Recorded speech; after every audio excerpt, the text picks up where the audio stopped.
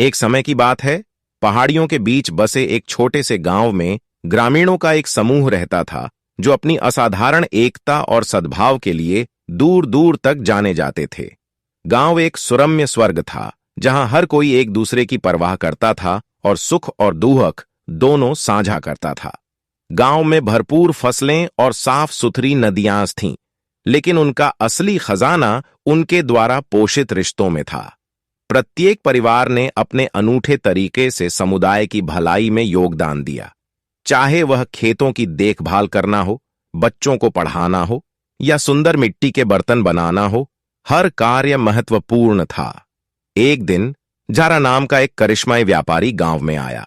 वह ग्रामीणों के मजबूत बंधन से मोहित हो गई और उसने प्रतिस्पर्धा और व्यक्तिवाद की शुरुआत करके लाभ कमाने का अवसर देखा। जारा ने गांव के चौराहे पर एक स्टोर खोला जिसमें दुर्लभ सामान पेश किया गया जो पहले कभी नहीं देखा गया था। ग्रामीण इन वस्तुओं को देखकर चकित रह गए, लेकिन धीरे धीरे वे अलग होने लगे क्योंकि वे एक दूसरे से आगे निकलने का प्रयास करने लगे। जैसे जैसे दिन हफ्तों में बदलते गए, गांव की एकता फीकी पड़ने लगी। तर्क वितर्क और असहमति आम हो गई और कभी खुश रहने वाले ग्रामीणों ने खुद को अलग थलग पाया। फसलें सूखने लगीं, नदियां प्रदूषित हो गईं और जो खुशी कभी हवा में भरी रहती थी उसकी जगह खालीपन का एहसास आ गया। एक दिन अमर नाम के एक बुजुर्ग को गांव की एकता की पुरानी कहानियां याद आईं। उसने गांव के चौराहे पर सभी को इकट्ठा किया और उन दिनों के बारे में बात की जब वे एक साथ काम करते थे, अपने संसाधनों को साझा करते थे और एक दूसरे की देखभाल करते थे। उनकी बातें गहराई से गूंजीं और ग्रामीणों को एहसास हुआ कि उनकी खुशी भौतिक संपत्ति में नहीं बल्कि उनके मजबूत संबंधों में है। साथ में उन्होंने जारा और उसके स्टोर का सामना करने का फैसला किया। उन्होंने बताया कि जिस एकता को उन्होंने संजोया था वह किसी भी दुर्लभ वस्तु से अधिक मूल्यवान थी।